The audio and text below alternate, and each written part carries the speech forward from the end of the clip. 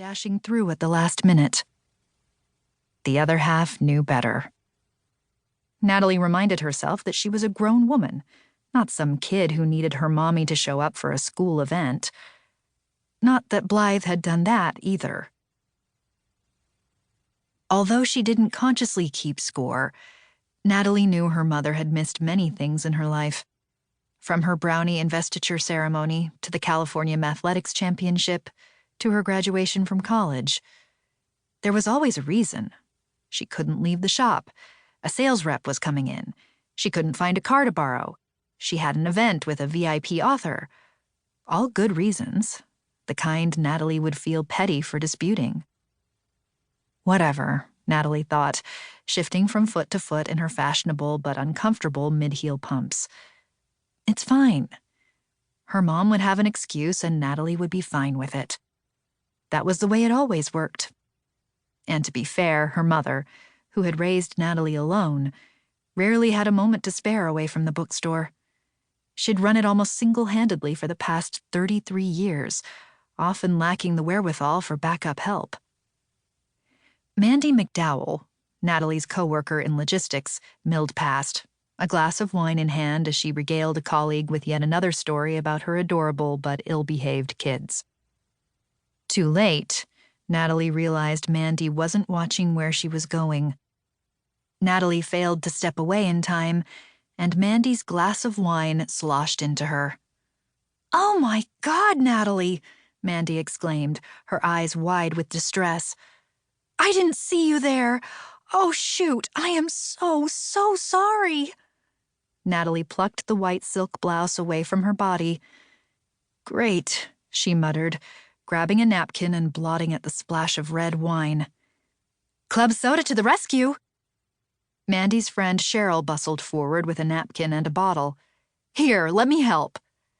While Natalie held her blouse away from her also stained bra, Mandy and Cheryl dabbed at the large blot.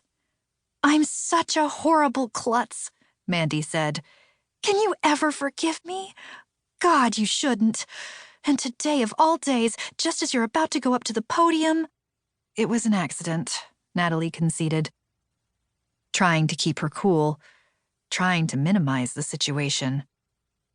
"Promise you'll send me the cleaning bill," Mandy said. "And if the stain won't come out, I'm totally buying you a new blouse." "Fair enough," Natalie murmured. She knew her coworker wouldn't make good on the promise. Mandy, a single mom, was perpetually broke. She always seemed to be scrambling to stay on top of her bills. Judging by her eyelash extensions and nail job, she didn't mind splurging on self-care. Yet she was always short on cash. Don't judge, Natalie reminded herself. People have their reasons. Mandy regarded her with dewy-eyed sympathy. "Oh, hey, I thought your mom was coming up from the city today." Natalie gritted her teeth, then forced her jaw to relax. "Yeah, not sure what happened. Traffic, maybe. Or could be something came up at the bookstore. She always has a hard time getting away." "Are you sure you told her this whole party is in your honor?"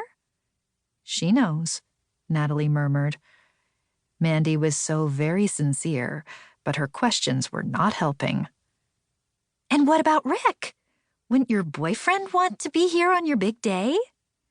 "He had a test flight he couldn't get out of," Natalie said. "Oh, that's too bad. Guess he's moving up the ranks at Aviation Innovations. When the two of us were dating, he never had a conflict if I had a big event on the calendar." Mandy and Rick had dated before Natalie had moved to Archangel.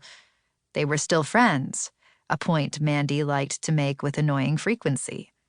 Now she whipped out her phone. "Here, I'll text him a picture so he'll see what he's missing." Leaving no time for objections, Mandy snapped a picture of Natalie's unflattering, open-mouthed expression, and she hit send before Natalie could stop her. Thanks, she thought. And then, it's not a big day. It's a job is all. She eyed her coworkers, snacking on amuse-bouche and refilling their wine goblets at the open bar. Not one of life's peak experiences.